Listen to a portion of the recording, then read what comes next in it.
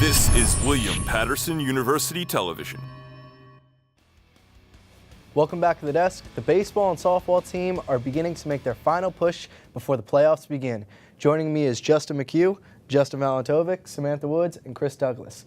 Now we'll start things off with the softball team, who just had a doubleheader against Rutgers Camden. We'll take a look at the numbers from both games that they just had. When you look at the numbers from our softball team, it was a decent game, I would say, but still unsuccessful in game one. 10 runs for the Scarlet Raptors and 7 runs for our Pioneers, falling short. 15 hits given up and 12 for our Pioneers. Not bad average though, 387, but giving up a 484 average. Normally our Pioneers are very solid with the pitching. In this game, not so much, giving up 10 runs. But when we look at game number 2, the Pioneers changed their 20-13 record to 21-13 as they get a 13-5 victory. 13 hits for the Pioneers. That batting average switches with Rutgers Camden. One goes from 400 to 300. The other team goes from 300 to 400. Justin, we'll start with you. As the season winds down, what was most impressive about the softball team and most impressive in this doubleheader? Coming into this season, we all talked about the pitching. They lost 2 ace pitchers. I don't think ace is even an appropriate adjective. They were that good. I mean, hovering around 2 ERA for both of them last year. They were really impressive. So Sarah Burns, I think she was the most impressive for me this year.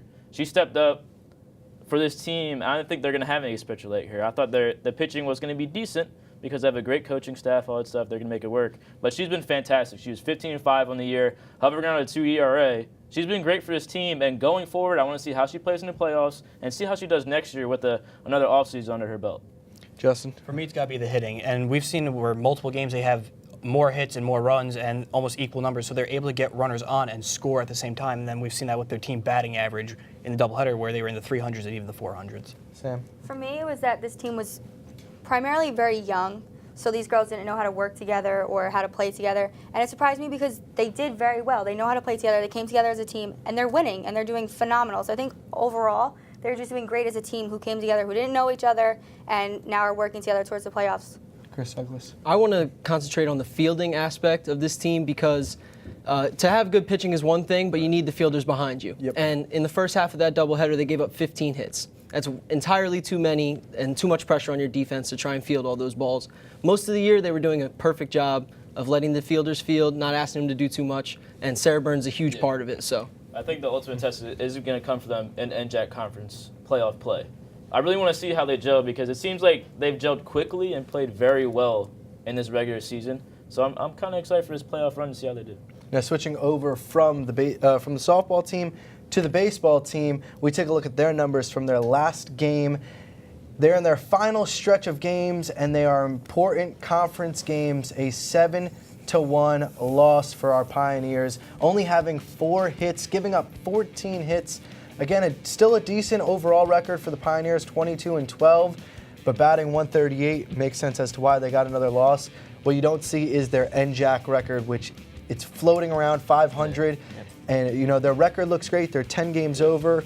But, Justin, the NJAC record isn't as impressive, and it's going to be tight coming down. What is going on with the baseball team? I definitely want to talk about the NJAC conference play. These last 4 games, it might be 3 now because of the rain outside today, so the game might be canceled today, so they might only have 2 more opportunities to secure their playoff spot. They sit at 5th right now in the conference, so they control their destiny. If they win out, they're in. But they have to win out, and they're playing a really good Rowan team on Saturday in a doubleheader. So that's extremely important they play well. They sit at 8-7 right now. It seems like they have a similar issue every year. They play great in Florida, they play great out of conference, and around NJAC time, they sit around 500. And it seems like it's been the same thing the past couple of years. But the best part about it is that there's a lot of youth in the lineup on all aspects. So at least you can look towards the future with some potential to grow more. But we're talking about it right now, they have to sweep Rowan.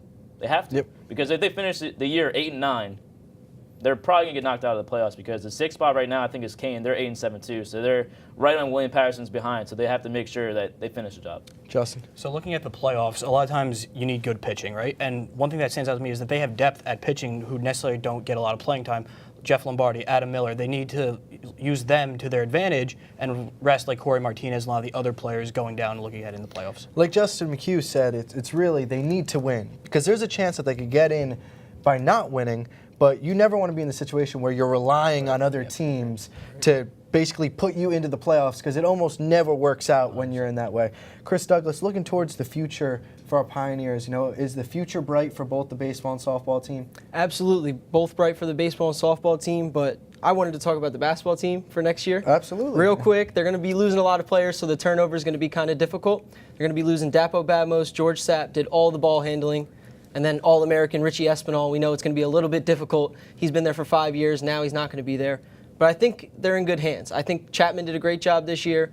Sean Smith, Dominic Mignon, these young guys, they're going to be able to take the torch well, and I think the basketball team's going to bounce back despite losing some important seniors from last year. I think there's a bright future for all Pioneer sports. Unfortunately, that is all the time we have today with William Patterson Sports. Up next is the NFL crew to break down the draft.